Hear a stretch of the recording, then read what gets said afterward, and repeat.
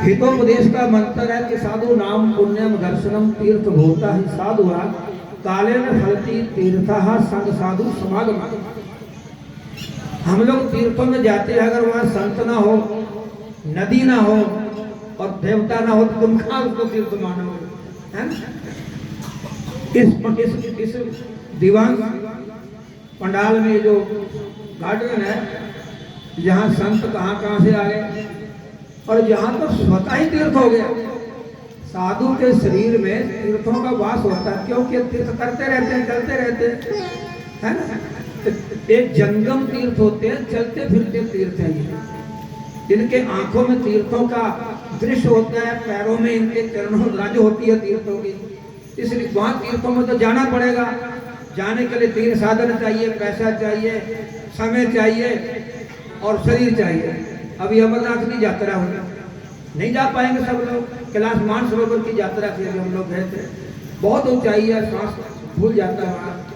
तो शरीर चाहिए, शरीर है, धन नहीं है तो भी नहीं जा सकते, धन है, शरीर है, समय नहीं है तो भी नहीं जा सकते। तीन साधन चाहिए। लेकिन साधु के संग तो कुछ भी नहीं। अनायास तुम्हारे घर में आगे बुलाना नहीं पड़ा। उसलिए सुरेश्वरानंद महाराज जी बधाई के पात्र है। हमारे ऊपर तीन ऋण होते हैं, मातृ ऋण, पितृ ऋण, देव ऋण और गुरु ऋण। गृहस्थ में आपने देखा होगा तीन धागे का जनेऊ पहनते होंगे आप लोग भी। माता थोड़ी पहनते हैं, पिता पहनते हैं। जब इनकी शादी होती है तो 6 धागे का हो जाता है, क्योंकि 3 उनके होते हैं। जो ला रहे हो साथ में उनके भी 3 ऋण तुम्हें अदा करने हैं। और साधु बन गया वो ऋण कैसे उतारेगा? वो ऋण कैसे उतारेगा? जब महात्मा बन जाता है उसकी शिखा भी काट दी जाती है, जब वो पवित्र भी तोड़ दिया जाता है, क्योंकि उसके ब्रह्म अस्मि का ज्ञान दिया जाता है कि तू ही ब्रह्म है, तू ही ईश्वर है, समझ गए? वो स्वयं ब्रह्म हो जाता है। इसलिए ब्रह्म के ऊपर थोड़ी तो कर्ज होता है। फिर भी संसार के नाते आज सुरेश्वरानंद महाराज जी के पिता का श्राद्ध है। मातृ ऋण से तो पहले मुक्त हो गए, आज पितृ ऋण से भी मुक्त हो गए, आचार्य ऋण से तो मुक्त हो गए क्योंकि गुरु जी महाराज जी की शरण में है, समझ गए? तो चारों ऋण से आज सुरेश्वरानंद जी महाराज जी मुक्त हो गए। दूसरी बात, राम जन्मभूमि में 22 जनवरी को उद्घाटन हुआ था। आप में से कोई गया हो तो हाथ खड़ा करना। कोई गया था? और इधर से तो कोई नहीं गया। तो दत्ता जी के परिवार से इनको जाने का मौका मिला था। अरे ताली तो मार दो, तो ताली नहीं मार रहे, थोड़ा बोला हो।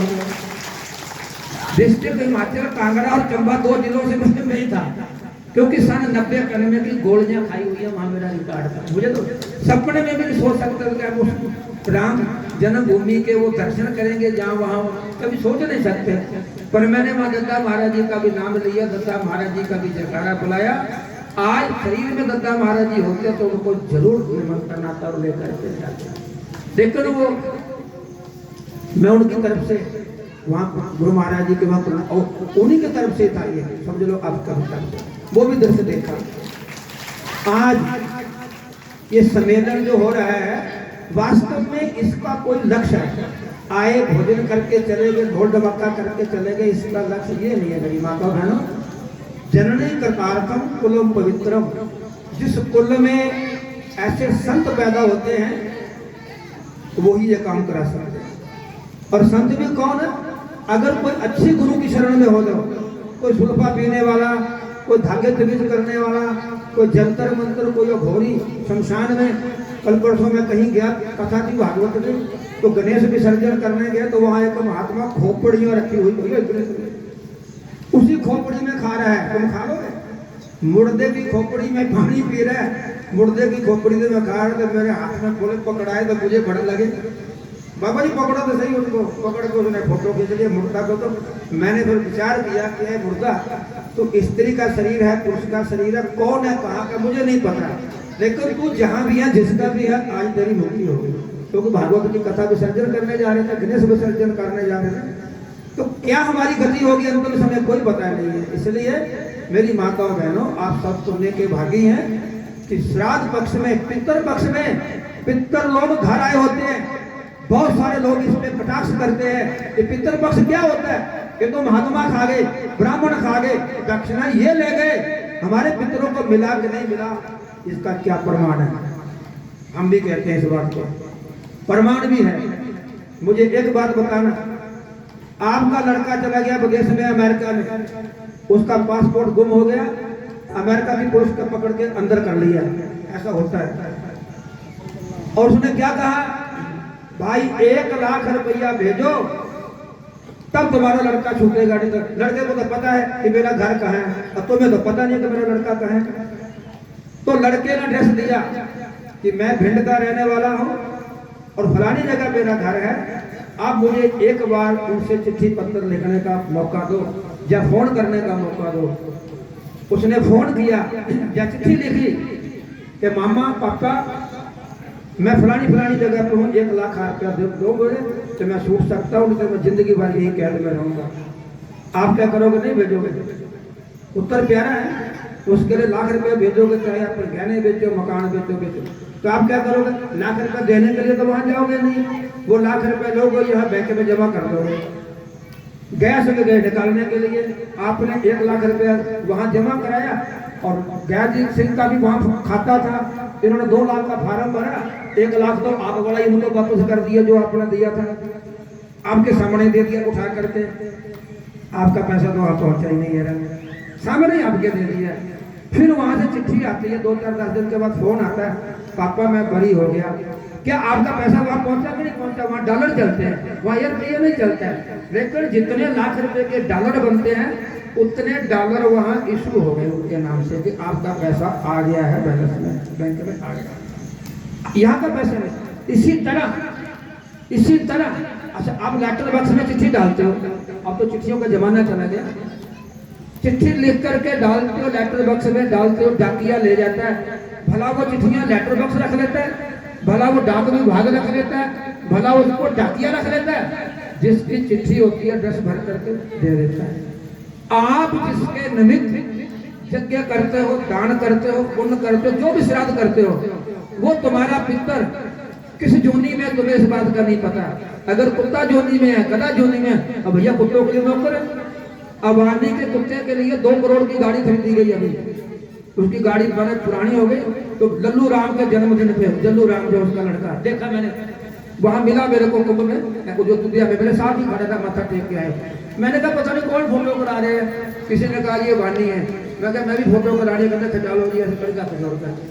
तो जल्लू राम, उसके जन्मदिन के ऊपर कई हजार करोड़ का खर्च हुआ है। कम से कम 2 करोड़ की गिफ्ट थी, हमारे महात्मा गए थे बॉम्बे से, कम से कम जो साधारण गिफ्ट थी वो 2 करोड़ की। बताओ, जो इन्विटेशन कार्ड था वो 10,000 से कम उसका नहीं, विचार करो। तो वहां कुत्ते के लिए 2-3 करोड़ की गाड़ी खरीदी गई। कितना उन्होंने 11,000 लड़कियों की शादी करी अपने बुला के करने। बड़े लोग हैं। तो अगर हमारा पितर कुत्ता जोनी में, इसका मतलब उसको गाड़ी मिल गई, गाड़ियों में घूम रहा है और रोड पे भी कुत्ते घूम रहे हैं। अगर वो गधा पक्षी मच्छर बना है तो ये बड़े लोगों के घर में गाय है, वो घोड़ा है, हाथी है, पेड़ पौधा भी है। अगर पीपल बन गया होगा तो उसकी पूजा हो रही है। अर्थात हमारा पितर कहाँ भी होगा, उस जिस रूप में भी हम उसके नाम का करते हैं। विज्ञान इस बात को कहता है कि भावों में दति देवा, जिस भावना से आप जिसके लिए कुछ करते हो, प्रकृति उसको कहीं ना कहीं कुछ कर देती है।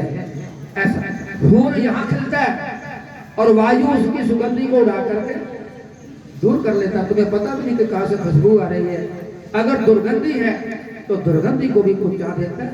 इसलिए श्राद्ध हमारे भगवान ने गीता में लिखा है, यज्ञ दान तपा कर्म न तज्य में वकार में तत्, यज्ञ दान तपा कर्म पावना नहीं मनुष्य नाम। आप जहाँ आए हो तो आपने किसी जन्म का तप किया है, किसी जन्म के पुण्य किए हैं, किसी जन्म का कोई दान किया है। क्यों? भिंड में इतने लोग नहीं है, भिंडी ऋषि की नगरी में इतने लोग नहीं आप रहते हैं। इसमें भी सबसे ज्यादा बाहर से आए हुए लोग हैं। लोकल कौन, कितने लोग हैं मैं देख रहा हूँ। क्यों? उनके घर में गंगा बह रही है, लेकिन उनको इससे कोई मतलब नहीं है। आपको प्यास है, आप पीने के लिए दूर दूर से, बटेश्वर से, ग्वालियर से, कानपुर से, कहाँ से आप आ गए। इनको हरिद्वार में रहने वाले पंडे गंगा जी में रोज नहीं नहाते हैं, रोज मतलब हट बहते हैं, हड्डियां बहती हैं। आप इसका मतलब पूर्व जन्म के आप कोई तपस्वी हैं, आपने कोई दान किया, आपने कोई अच्छा कर्म किया है। ये सब दद्दा महाराज जी की प्रेरणा से हुआ। रात हम सुरेश और महात्मा आए थे, पूछो उनके इतना इतना पानी था जहाँ तुम बैठे थे। मैंने कहा यहाँ तो रहा था पानी, 10 बजे आए हम लोग। मैं कहा कथा के यहाँ जहाँ होगी, ये तो भगवान ने जाने, वर्षा बरस रही है। वो पैलेस वाले बोले महाराज चिंता न करो, कल मौसम साफ होगा और ये पानी कब निकल जाएगा, पानी जमीन में चला जाएगा। सवेरे देखने आया, मैं तो हैरान हो गया। तो देखो भगवान की प्रकृति, इसका मतलब है कि प्रकृति भी तुम्हारा साथ दे रही है। पंखा नहीं यहाँ कोई भी, लेकिन भगवान ने बदल कर दिया तुम्हारे लिए। पितरों को गर्मी नहीं लगे। तुम भगवान का रूप क्या जानते हो? अच्छा, लोग कहते भगवान भगवान भगवान। अगर भगवान तुम्हारे सामने आ जाए, आप उसको पहचान लोगे क्या? आपके पास पहचान है? परमात्मा तो साकार भी है। भगवान गीता में कह रहे सच्चिदानंद, उसका स्वरूप क्या है? ऐसा हम लोग आपस में बोलते हैं तो क्या बोलते हैं? बोला जय सच्चिदानंद बोलते हैं। अच्छा, कोई राम राम बोलता है, कोई हरिओम, कोई कुछ। लेकिन हमारे नगरी दरबार में क्या बोला जाता है आपस में? जय सच्चिदानंद। इसका मतलब जानते हो आप हिंदी पढ़े हो, संस्कृत पढ़े हो, तो सच्चिदानंद में 3 शब्द आते हैं, सत्य चित्त आनंद। यही है 3 शब्द। सत्य मैंने सत्य तुम त्रिकालमध्य तुम सत्य, जो आज भी है, पहले भी था, आगे भी रहेगा। 3 time always in the truth, that is the universal truth. जो पहले भी था, आज भी है और आगे भी रहेगा। अच्छा, हम पहले थे, ये शरीर पहले था। आपकी आयु 50 साल है, तो सर गया जी की उम्र 70 साल होगी। 80 साल पहले नहीं थे, हमारी उम्र 70 साल होगी, हम पहले नहीं थे। जो दिख रहा है ये सत्य नहीं है, क्योंकि ये पहले नहीं था, आज है, कल नहीं रहेगा। Change for every time. जो बदलता रहता है वो सत्य नहीं होता है। सूरज को देखते हो ना, सूरज बदलता रहता है, सुबह इधर इधर इधर। ऑल वर्ल्ड जितना भी सृष्टि आप देख रहे हो, एज ए चेंज हो रही है। ये सत्य नहीं हो सकता, सत्य कभी बदलता नहीं है। दूसरा क्या शब्द आता है उसमें?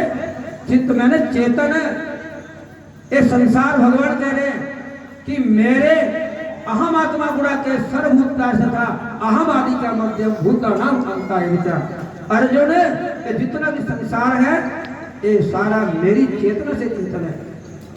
अगर मैं आंख बंद करता हूं तो सारा संसार सो जाता है, मैं आंख खोलता हूं सारा संसार जागता है। समझ गए? तो परमात्मा न तो भाषते सूर्य न सांस को न पाव का। भगवान कह रहे ये सूरज चांद भी मुझे प्रकाशित नहीं करते, बल्कि मेरी चेतना से ही ये प्रकाशित हैं। तो भगवान का कितना बड़ा धाम होगा, नहीं जान सकते। तो जो चेतन है, हर वक्त चेतन है, जिसको कोई चेतन नहीं करता, जिसके द्वारा सब चेतन है, जिसको कोई चेतन नहीं करता, तो सत्य चित्त मैंने वो चेतन है।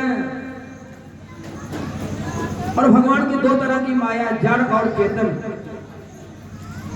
जड़ माया क्या है? ये संसार गो गोचर मन जहां लग जाई सो सब जाने और माया भाई। भगवान राम लक्ष्मण को कह रहे Arjun, have you eye to see not, have you ear to hear not, have you body to touch not, have you mind to feel not। आप जो कुछ भी देख रहे हो अर्जुन, मात्र धोखा, मात्र कल्पना, मात्र स्वप्न, ये माया है।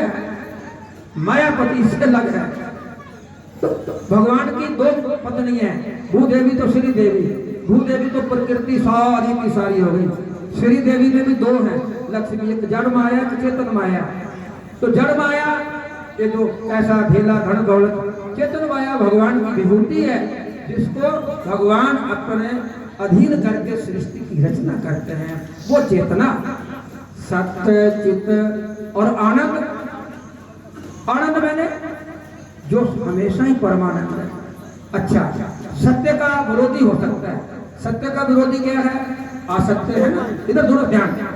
सत्य का विरोधी क्या है? असत्य। चेतन का विरोधी क्या है? जड़। दुख का विरोधी क्या है? सुख।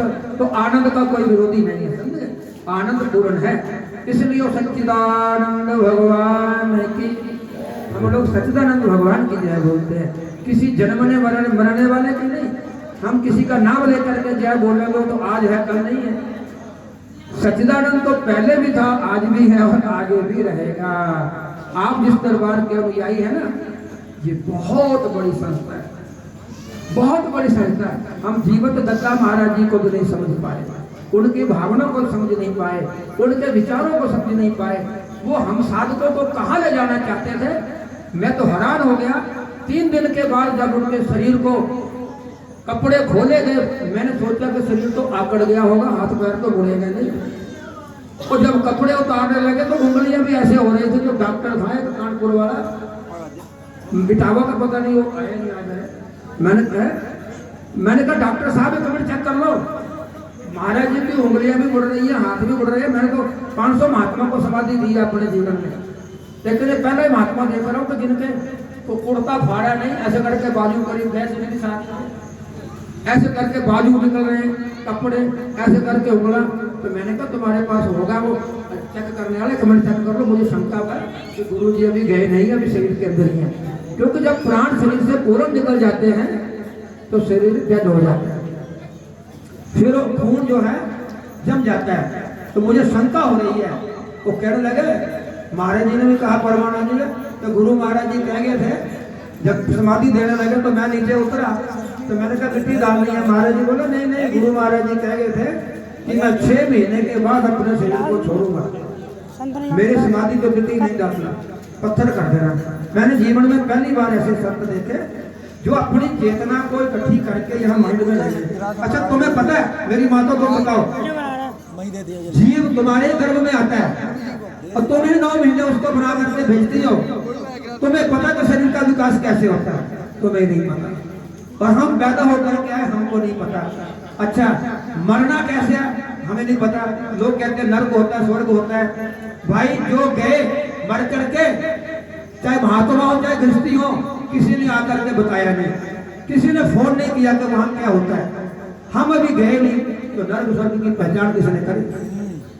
कल्पना ये ना सारे के सारे। जिसको यहाँ सुख नहीं है, जो यही दुखी है, उसके लिए यही नर्क है। जो यहाँ आनंद में, आप आनंद में बैठे हुए हो, आनंद की अवस्था है, ना तुम्हारे पास काम, ना क्रोध, ना मोह, ना लोभ, अहंकार, आप बिल्कुल सत्संग में बैठे हो, अर्थात सत्य का संग कर रहे हैं आप। साक्षात मेरी समझ में आप भगवान की गोद में बैठे हैं। और एक भजन